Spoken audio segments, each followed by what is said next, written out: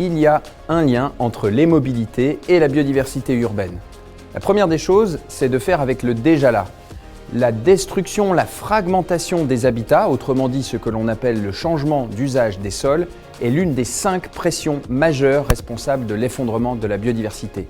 Faire avec les infrastructures de transport existantes, qu'il s'agisse du train ou de la voiture, est extrêmement important. La deuxième chose, c'est de bien comprendre que la biodiversité existe aussi au-delà de nos surfaces de transport.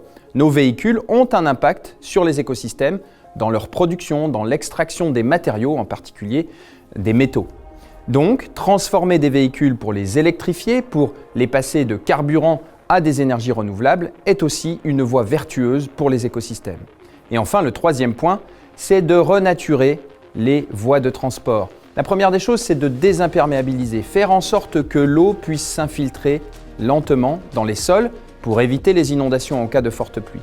L'eau, le sol et enfin le végétal, support de vie, c'est le triptyque gagnant pour avoir notamment des pistes cyclables, des coronapistes pérennisées qui soient agréables pour notre déplacement en milieu urbain comme dans de plus grandes infrastructures autoroutières ou ferroviaires. Autrement dit, en 1, on fait avec le déjà là en termes d'infrastructure. En 2, on considère ce que l'on ne voit pas, c'est-à-dire la biodiversité grise liée à nos modes de déplacement. Et enfin, on renature au maximum les voies existantes.